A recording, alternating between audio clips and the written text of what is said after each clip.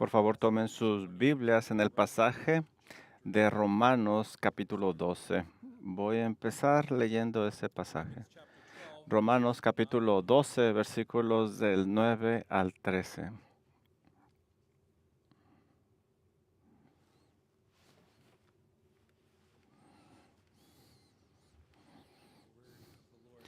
La palabra del Señor, escrita por Pablo, dice así: el amor sea sin fingimiento, sin hipocresía. Aborreced lo malo, seguid lo bueno.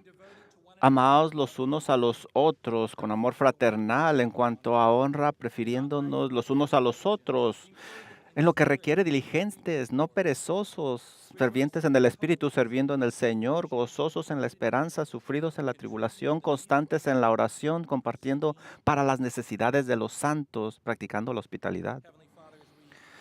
Padre Celestial, venimos delante de su palabra y pedimos que usted nos ayude con un corazón humilde. Trabaje en cada corazón en esta mañana, que nosotros seamos edificados y usted sea glorificado. Oramos en Cristo Jesús. Amén. En las obras de la antigua Grecia, los actores usaban una máscara para indicar el papel que estaban interpretando. Las máscaras solían estar hechas de madera, tela, corcho, cuero. Tenían agujeros para los ojos, las orejas y la boca para que los actores pudieran ver, oír. Y también tenían un hoyo en la boca para que pudieran hablar. Había máscaras cómicas, trágicas, dramáticas, incluso máscaras especiales para interpretar personajes como el Padre Severo. Y los rasgos prominentes y exagerados de las máscaras dejaban en claro el papel del actor. Y los espectadores se daban cuenta porque ellos estaban actuando una historia debajo de la máscara. Los actores eran llamados literalmente en griego intérpretes desde abajo. Interpretar, responder, era criptos, debajo, y uto. Juntos entonces se juntaba la palabra hipócrita. De aquí viene el término hipócrita.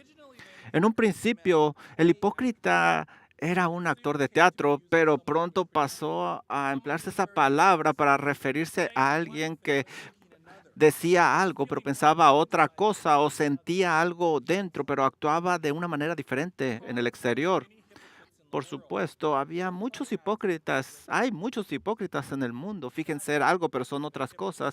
Pero lamentablemente también en la iglesia hay hipócritas. Hay muchos cristianos profesantes que fingen ser seguidores de la iglesia los domingos, juegan esta caracterización con los niños jóvenes. Y lo peor aún, que hay maestros falsos que no siguen al Señor Jesús usando estas máscaras y buscan el dinero de las personas. En el pasaje de esta mañana, el apóstol Pablo describe lo que él llama amor sin fingimiento, sin hipocresía, y exhorta a la iglesia a vivir ese amor. Pero, ¿por qué es necesario ese mandato en la iglesia? ¿Por qué Pablo le escribe a los creyentes en Roma y les dice que necesitan amarse sin hipocresía? Creo que las razones son muy claras en el pasaje y son dos. Primero, no todo el que dice ser un creyente realmente es un creyente. Hay esos que están actuando, son hipócritas en la iglesia. Sin duda hay algunos aquí en esta mañana. Y como Pablo enseña, debemos de amar sin hipocresía. Mi oración es que el Espíritu Santo traiga convicción y les enseñe que no tienen este amor porque no están en Cristo Jesús.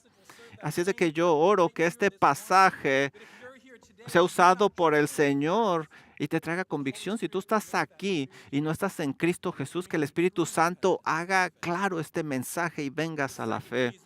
La segunda razón es para exhortar a la iglesia a amar sin hipocresía, porque como creyentes seguimos siendo pecadores. Hay tentaciones para ser hipócritas, para amar con hipocresía.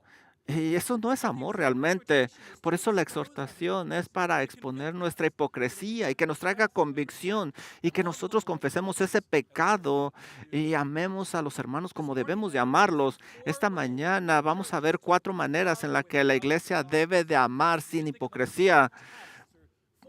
y vamos a ponernos en prueba. Les voy a dejar una tarea. Debemos de evaluarnos. James Montgomery Boyce dice, el amor que se encomienda aquí es el amor de Dios que se muestra a las criaturas caídas a través de la muerte de Cristo Jesús y que se desarrolla en los cristianos por medio del Espíritu Santo. Si somos nuevas criaturas en Cristo, entonces debemos de amar sin hipocresía, ya que esta es la naturaleza misma del amor que ha sido puesto dentro de nosotros por el Padre. ¿Cómo podemos amar sin hipocresía? Primero, debemos aferrarnos a lo que es bueno. Vamos a ver el versículo 9. El amor sea sin fingimiento, aborreciendo lo malo, siguiendo lo bueno. Aquí dice que primero debemos de aborrecer lo que es malo y aferrarnos a lo bueno. Estos términos en el griego son muy fuertes. Aborrecer significa despreciar, de- detestar, odiar amargamente al máximo. Y cling viene de la palabra pegamento en griego. Estar pegado o adherido, estar unido firmemente a algo. ¿No es interesante que al hablar de amar sin hipocresía, Pablo comienza diciendo que tenemos que odiar algo? Si amamos a Dios y a los demás, entonces debemos de odiar el mal. Proverbios 6 del 16 al 19 nos lo explica. 6 cosas aborrece Jehová y aún 7 abomina su alma. Los ojos altivos, la lengua mentirosa, las manos derramadoras de sangre inocente, el corazón que maquila pensamientos inicuos, los pies presurosos para correr al mal, el testigo falso que habla mentiras y el que siembra discordias entre los hermanos. Dios odia eso. En Hebreos se hace una aplicación del Salmo 45:7 al Hijo diciendo, más del Hijo dice, tu trono, oh Dios, por el siglo del siglo, centro de equidad, es el centro de tu reino. Has amado justicia y aborrecido la maldad. Porque Dios es amor, porque Él es justo, Él odia. Lo mismo es cierto en nuestro caso. Si nosotros amamos, debemos de amar lo que Dios ama y debemos de odiar lo que Dios odia. Como James Boyce dice, el amor odia el mal. Si amamos la justicia, odiaremos la injusticia. ¿No es así? Si amamos la justicia, odiaremos la injusticia. Si amamos la verdad, vamos a odiar la mentira. Una vez estábamos en el reino de las tinieblas y hacíamos lo malo y odiábamos la luz, pero Dios nos ha amado, nos transfirió al reino de su Hijo, nos dio libertad de la esclavitud, del pecado y ahora nos dio nuevas afecciones. Ahora nosotros odiamos el mal porque amamos a Dios. Amamos a este Dios perfecto. Salmo 97:10 dice, aborrecer el mal vosotros que amáis a Jehová. Salmo 101:3 dice, no pondré delante de mis ojos cosa inicua, aborrezco la obra de los que se desvían, ninguno de ellos se acercará a mí. Nosotros debemos de odiar lo malo, como el Señor nos dice, y debemos de aferrarnos a lo que es bueno. Algunos comentaristas piensan que cuando Pablo dice mal y bien, está hablando particularmente de hacer el bien o el mal a las otras personas. Ellos señalan el final del capítulo donde Pablo llama a los creyentes a vencer el mal con el bien. Juan Calvino, por ejemplo, escribe, por mal se entiende aquella iniquidad maliciosa que daña a otra persona y por bien aquella bondad con la que se presenta a los demás ayuda y asistencia. Aquí vemos que este versículo habla de odiar el mal que se le hace a otras personas y aferrarnos al bien, amar el bien que se le hace a los demás. Y esto ciertamente incluye una exhortación, pero creo que Pablo está hablando de manera más general sobre el bien y el mal moral, como lo hace en Primera de Tesalonicenses 5:21 y 22, donde dice examinarlo todo, retener lo bueno, absteneos de toda especie de mal. Por bueno, por supuesto, se refiere a lo que Dios dice que es bueno, no a lo que el hombre dice que es bueno. Cuando el hombre caído hace lo que es correcto a sus propios ojos, entonces no está haciendo lo que es bueno, sino lo que es malo. Nuestro deseo es hacer lo que le agrada a Dios. Este es el contexto detrás de nuestro pasaje y de todo el capítulo 12 de Romanos. Comenzamos al principio con el capítulo 12, versículo 1, que dice así que hermanos, os ruego por las misericordias de Dios que presentéis vuestros cuerpos en sacrificio vivo, santo, agradable a Dios, que es vuestro culto racional. Entonces, este es el contexto del bien y del mal que Pablo está hablando. Comienza con un amor hipócrita hacia Dios, un amor sin hipocresía hacia Dios. A medida que llegamos va creciendo y nosotros buscamos la santidad que a Dios le agrada y buscamos agradarle y hacemos lo que Él quiere. Como un comentario lo dice, su amor se convierte en nuestro amor y nuestro odio se convierte en el odio de Dios. En otras palabras, a medida que nos volvemos más como Cristo, llegamos a amar cada vez más como Él ama y odiar lo que Él odia. Y este amor es sin hipocresía. Ciertamente incluye aborrecer el mal y aferrarnos a lo que es bueno para los demás. Así que lo primero que vemos aquí es que debemos de aferrarnos a lo que es bueno y aborrecer lo malo. ¿Cómo se vería el amor hipócrita en este contexto? ¿Qué podría presentarse como amor a Cristo, pero en realidad es simplemente hipocresía? La hipocresía sería decir que amo a Cristo y luego me aferro al mal. Decir que amo a Cristo, pero amar verdaderamente lo que está en el mundo, como Dimas, quien abandonó a Pablo en el ministerio. Decir que amo a Cristo, pero tratar de mantener esa línea lo más cerca del pecado, eso es hipocresía. Hipocresía sería decir que amo a Cristo, pero ando en los consejos de malos, haciendo el mal. Hipocresía es que amo a Cristo, pero luego yo me vengo de algunas personas. Hipocresía es decir que amo a Cristo, pero luego guardar amargura contra otra persona. Hipocresía es decir que amo a Cristo cuando realmente soy un seguidor de mis sentimientos. Douglas Moo en su comentario sobre Romanos dice, tendemos a pensar en el amor como una emoción sobre la que tenemos poco control. Caemos en él, nos alejamos de él, pero en la Biblia el amor es una cuestión de voluntad. Decidimos amar y el amor verdadero se dirigirá al bien y evitará el mal. Amaremos lo que Dios ama y odiaremos lo que Dios ama. No debemos amar las cosas que están mal. Y yo te pregunto, ¿a qué te aferras? ¿A qué te estás apegando? ¿De qué no te puedes separar? Con demasiada frecuencia nos desconectamos de lo que es bueno, jugamos con el pecado y nos desviamos y nos aferramos a cosas que no convienen. Luego, si queremos amar sin hipocresía, también debemos de amar a la iglesia, a la familia de Cristo. Lo vemos en los versículos 10 y 13. Amaos los unos a los otros con amor fraternal en cuanto a honra, prefiriéndonos los unos a los otros, compartiendo para las necesidades de los santos, practicando la hospitalidad. Los cristianos deben de ser devotos unos a otros con los hermanos. Debemos de amar a los hermanos que nos rodean. Narcis Sproul dice, el amor que tenemos los unos por los otros en la iglesia es el mismo amor que tenemos en la familia, como los padres a los hijos.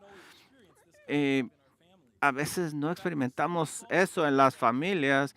Desafortunadamente, algunos parecen extranjeros. Quizá nunca lo vas a experimentar en tu familia de la carne, pero todos sabemos que no debería de ser así. Algo está mal cuando el amor falta. El amor debería de estar ahí, un amor tierno. Ese es amor fraternal. ¿Y cuánto más debería de estar entre los hermanos en Cristo? ¿Cuánto más debería de estar entre aquellos que sabemos que aman a Cristo Jesús? Tal amor produce naturalmente una preferencia mutua, como vemos en el versículo 10, que dice, en cuanto a honra, prefiriéndonos los unos a los otros. Si realmente nos amamos los unos a los otros, no vamos a buscar lo que es para nosotros, sino para los demás. Romanos 12:3 dice, digo pues por la gracia que me es dada a cada cual que está entre vosotros, que ninguno tenga más alto concepto de sí que el que debe de tener. Y Filipenses 2:3 y 4 dice, nada hagas por contienda o por vanagloria, antes bien con humildad, estimando cada uno a los demás como superiores a él mismo. No simplemente viendo por lo tuyo propio, sino por lo de los demás, los hermanos. Hay cierto debate sobre el significado exacto del verbo en el versículo 10. La Biblia Legacy Standard lo traduce como dar preferencia, pero normalmente tiene la idea de lidiar o dar el ejemplo. Por eso algunas traducciones de la Biblia en inglés tienen algo más parecido a superarse unos a otros en mostrar honor. De cualquier manera, esto habla de humildad claramente, habla de preferir a los demás sobre uno mismo. Y luego en el versículo 13, Pablo continúa hablando del amor fraternal o de familia, exhortando a ayudar en las necesidades. Dice en el versículo 13, compartiendo para las necesidades de los santos, practicando la hospitalidad. Y la palabra para contribuir en realidad proviene del término griego koinonia, que tal vez reconozca si habla de hacer una integración, una amistad. Nosotros compartimos todo con los hermanos. Calvino comenta cuando dice que debemos ayudar a los santos en sus necesidades, implica que debemos aliviar las necesidades de los hermanos como si nos estuviéramos aliviando a nosotros mismos. Y Pablo habla de hospitalidad, que habla de recibir a los misioneros en casa. En aquella época no había hoteles donde podían llegar y los lugares eran peligrosos. Los creyentes recibían a los misioneros en sus propias casas. ¿No es esto lo que harías tú por tu familia? Si alguien está en la ciudad, ¿no abrías las puertas de tu casa? No, deberíamos de estar devotos nosotros a nuestra familia espiritual porque lo son, es nuestra familia espiritualmente hablando. Debemos de ser hospitalarios. Aquí dice que debemos de buscar la hospitalidad, no se da naturalmente, toma la iniciativa. Y básicamente está diciendo que hay que buscar oportunidades para ser hospitalarios. El puritano Robert Haldens describe la fraternidad entre los cristianos no debe ser un mero nombre, sino una realidad evidenciada por los afectos de una relación de parentesco. A los cristianos se les llama hermanos y hermanas en Cristo porque aman sin hipocresía.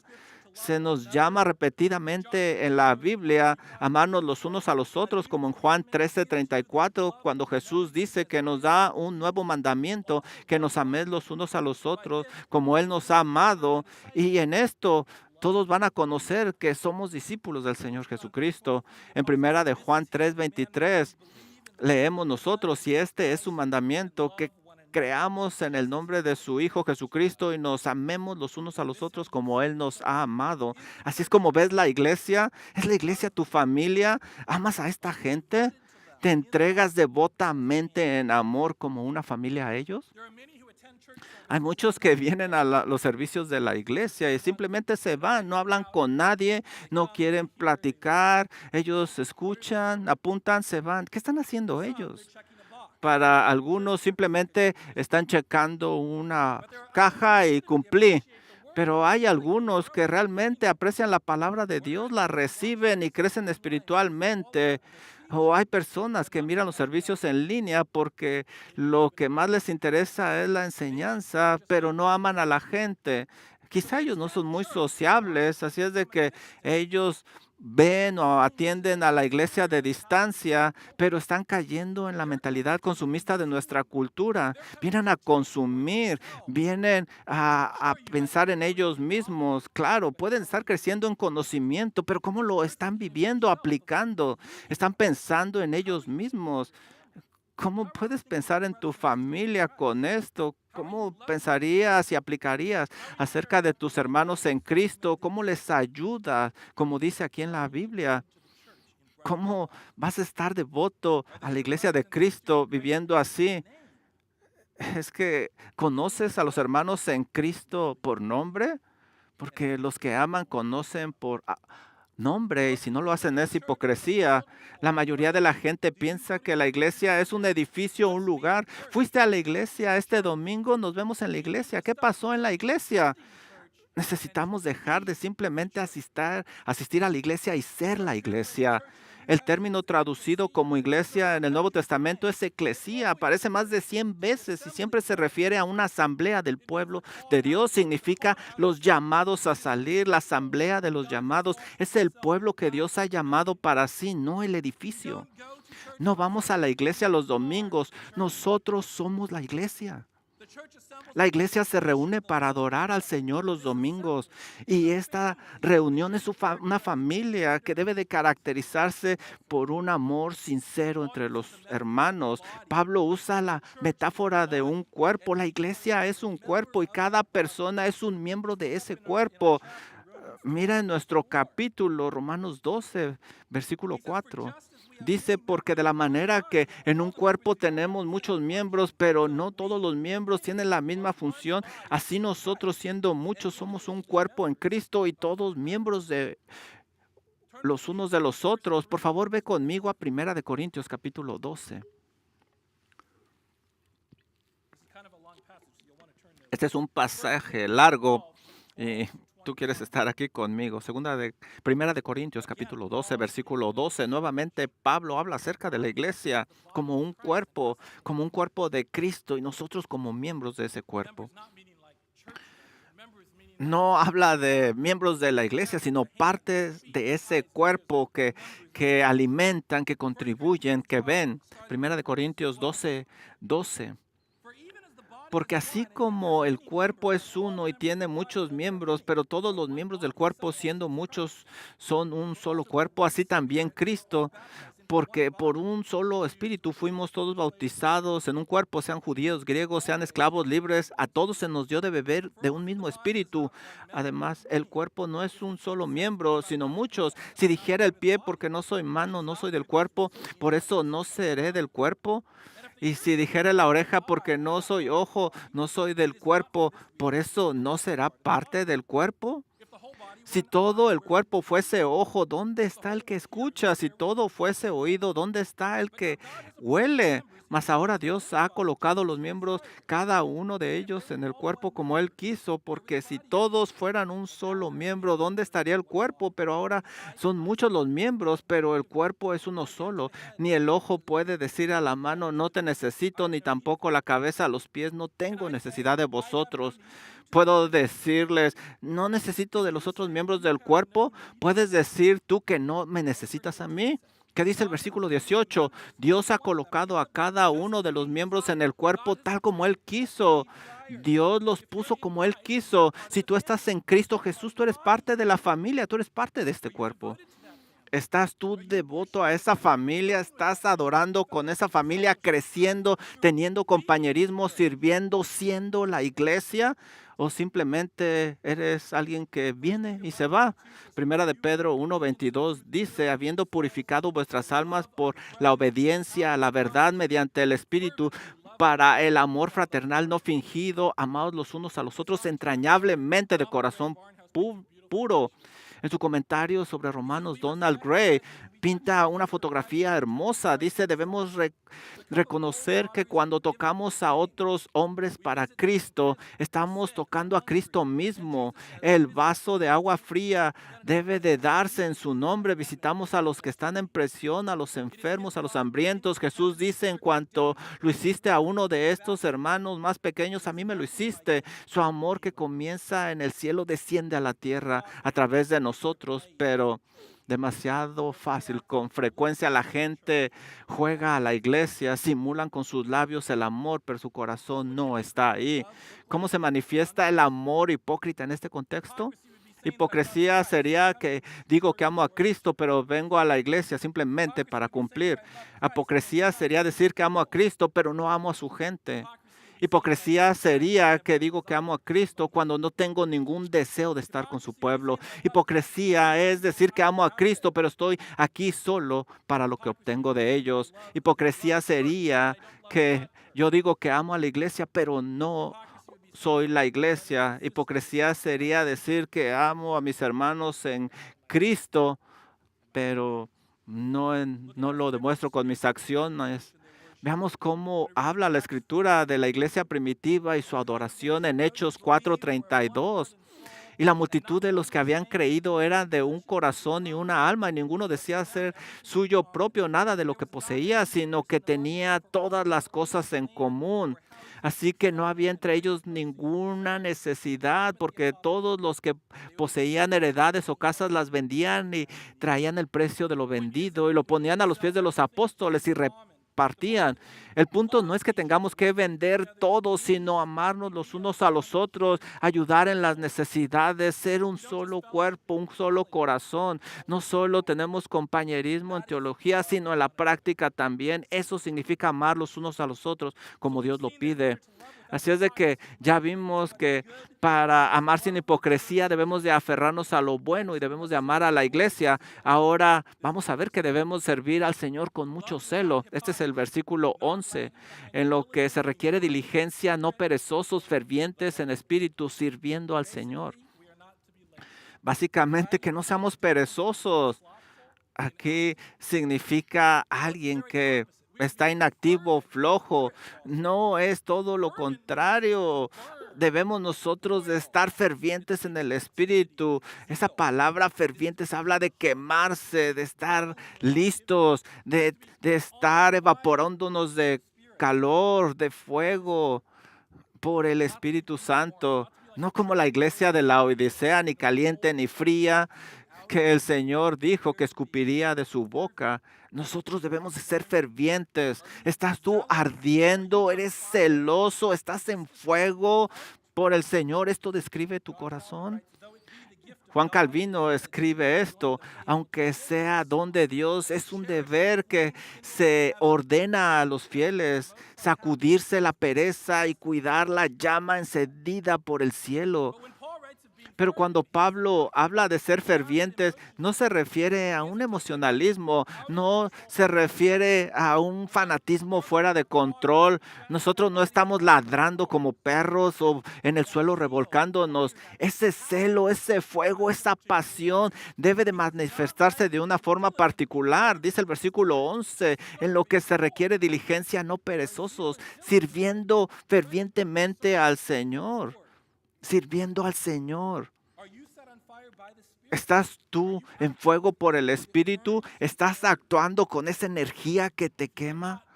Si tú no estás en esta situación, probablemente se te ha olvidado lo que Cristo ha hecho por ti. Y debes de encender ese fuego nuevamente. O quizás se te olvidó la misión por la cual Dios te ha llamado.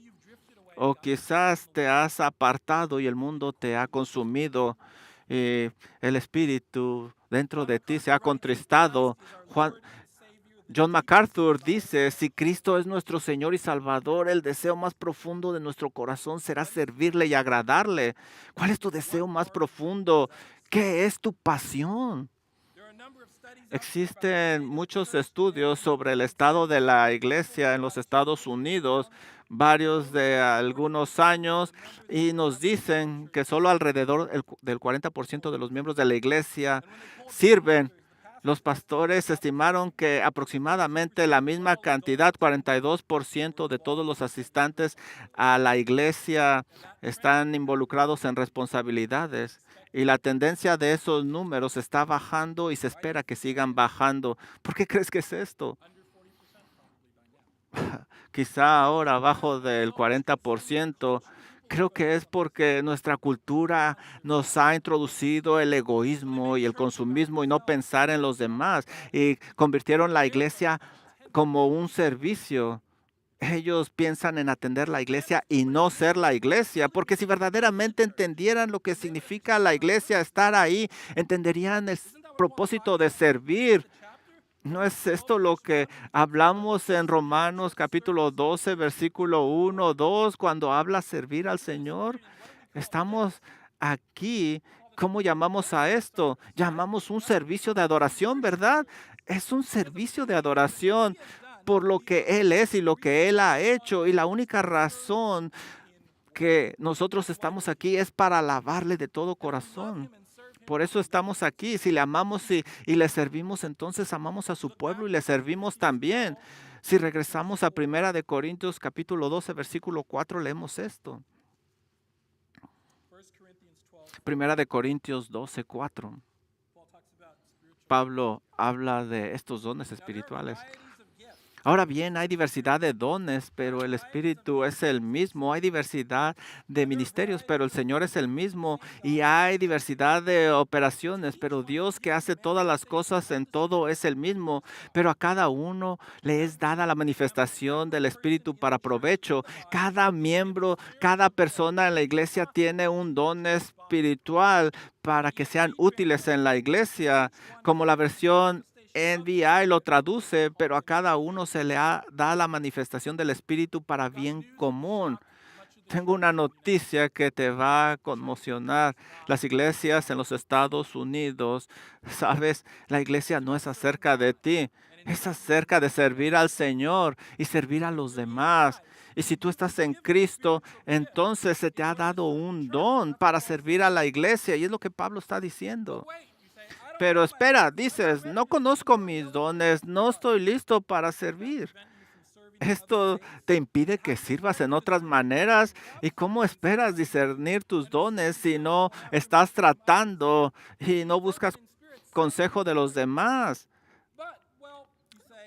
A lo mejor tú dices, ya tienes suficiente gente haciéndolo. En primer lugar, probablemente eso no es cierto. Y en segundo lugar, entonces, sirve en otra parte.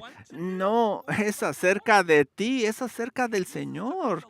El Señor Jesucristo asumió la tarea más humilde, lavar los pies de los discípulos. ¿Quién soy yo para decir que esto no es para mí? Y a lo mejor dices, estoy muy joven para servir.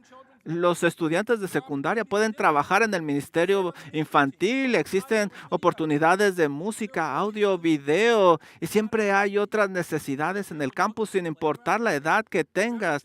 ¿Alguna vez has mirado alrededor del área de juego? Se necesita limpieza.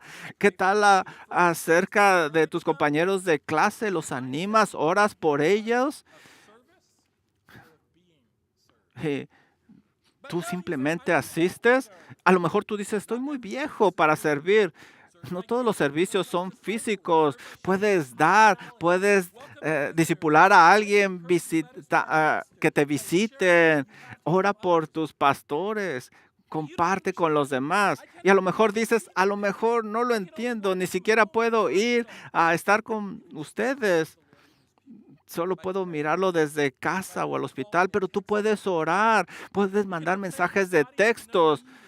Tú no puedes decir que el cuerpo no hay necesidad, al contrario, siempre hay necesidad como Él lo ha diseñado. El ministerio es nuestro, no del pastor. Todos estamos equipados de acuerdo con lo que dice Efesios capítulo 4 para servir. Busca oportunidades para servir al cuerpo de Cristo. Hay puestos oficiales y otros que no son oficiales. Debemos de servir con amor los unos a los otros.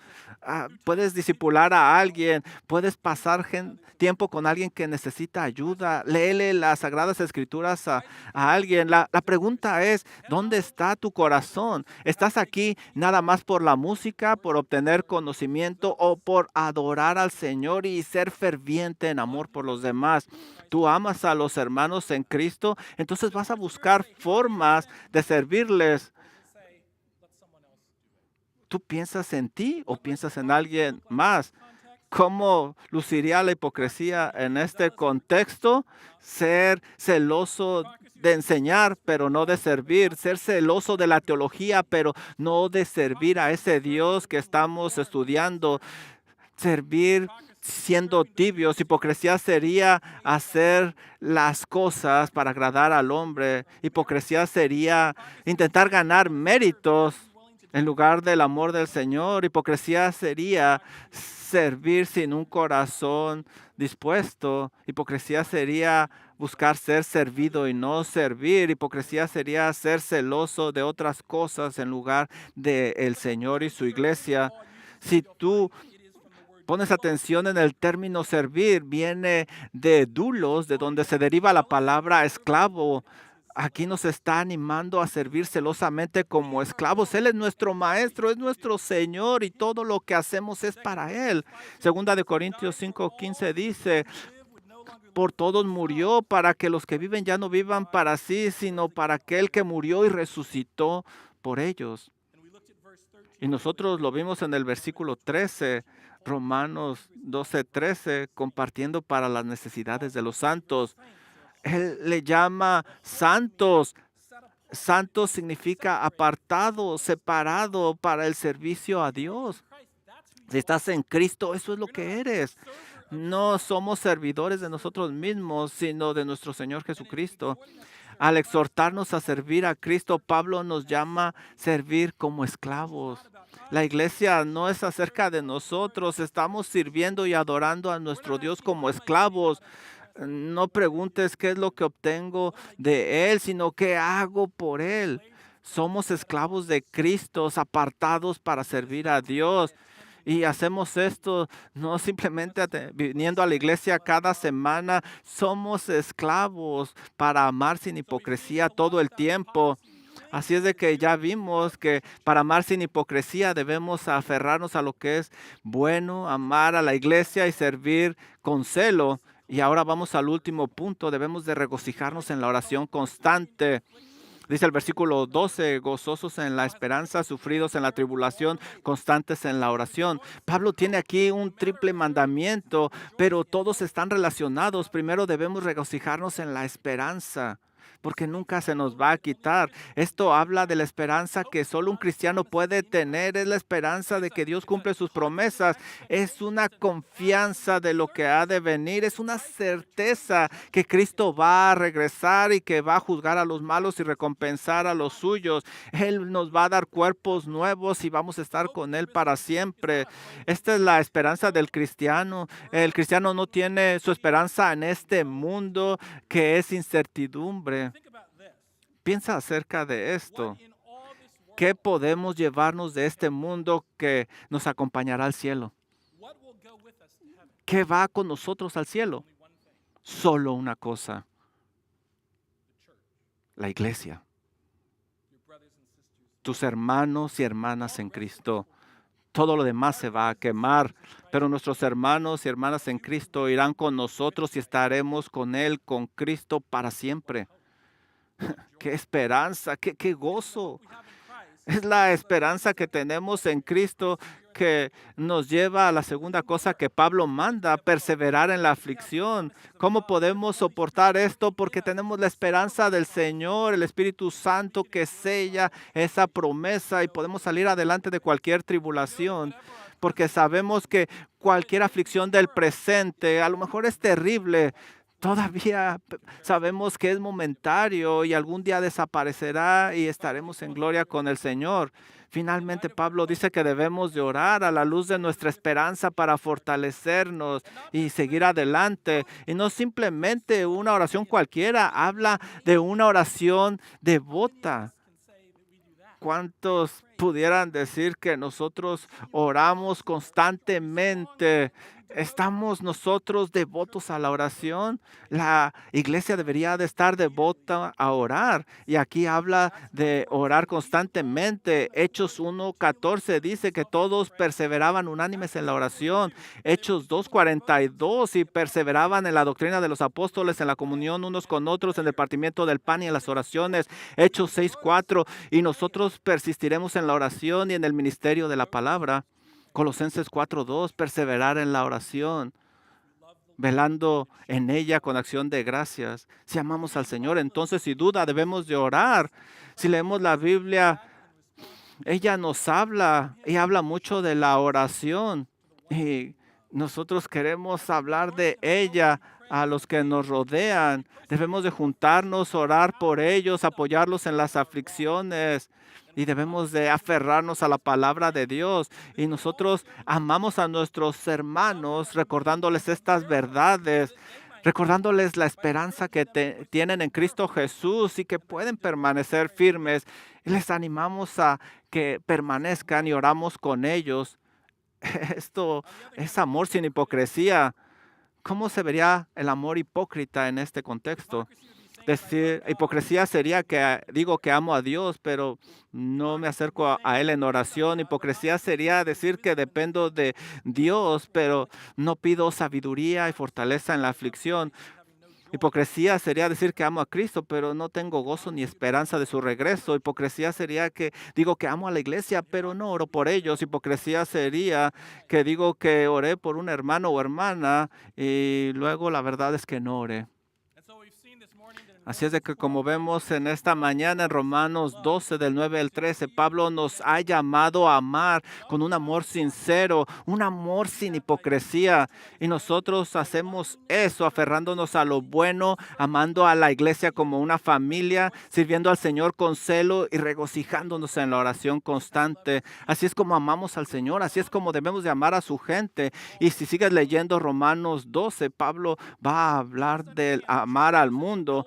Debemos entender que la iglesia no es un edificio, es la gente. La iglesia no es un lugar al que vas, sino quién eres. Este es un llamado a dejar simplemente de asistir a la iglesia, sino comenzar a ser la iglesia. Somos los representantes de Cristo en la tierra, somos sus esclavos. Estamos aquí para servirle a Él y a su pueblo. Y esa es la única esperanza que tenemos.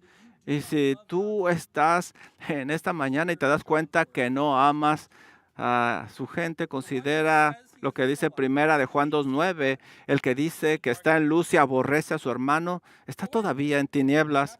Pero a lo mejor tú dices que tú no odias a tu hermano, pero pues no te importa. Como dice Juan en primera de Juan 5:1, todo aquel que cree que Jesús es el Cristo es nacido de Dios. Y todo aquel que ama al que engendró, ama también al que ha sido engendrado por él. Todo aquel que ama a Jesús ama a los que han nacido de él. Decir que se ama a Jesús y no amar a su iglesia, eso es amor con hipocresía, lo cual no es amor definitivamente. Si piensas que este es tu caso y tú te das cuenta que no conoces el amor de Dios, la realidad es que tú estás siendo un actor y el día de hoy es la oportunidad de quitar esa máscara. El día de hoy es el día en el cual puedes tener una relación con aquel que ve a través de las máscaras y que te puede ayudar porque Él vivió una vida que nadie podía vivir sin pecado, murió en la cruz y resucitó al tercer día y ascendió al cielo. Él hizo un gran acto de amor, dice Juan 3:16, porque de tal manera amó Dios al mundo que dio a su Hijo unigénito para que todo aquel que en él que no se pierda, mas tenga vida eterna. Arrepiéntete y cree y serás salvo. Conocerás el amor de Cristo y su Espíritu vendrá y morará en tu corazón para que puedas vivir tu vida al servicio de Él, amarlo a Él, servirle a Él y a los hermanos sin hipocresía. Vamos a orar. Padre, le damos las gracias por esta mañana, por la oportunidad de reunirnos como iglesia, no simplemente viniendo a la iglesia, sino siendo la iglesia para adorarle. Ayúdenos a hacer esto sin hipocresía. Ayúdenos a amarle a usted y amar a los demás como usted nos ha llamado a hacerlo. Por favor, ayúdenos, denos las fuerzas para hacerlo. Y pido que usted traiga convicción a aquellos, Señor, que están jugando a los actores, que puedan ver la realidad, que usted les abra los ojos a una nueva realidad y cambie ese corazón, que se arrepientan verdaderamente y que crean realmente y que comiencen a amar sin hipocresía como usted lo hace. Señor, por favor, bendíganos en esta tarde y ayúdenos a amarle más y amar a los demás. En Cristo Jesús oramos. Amén.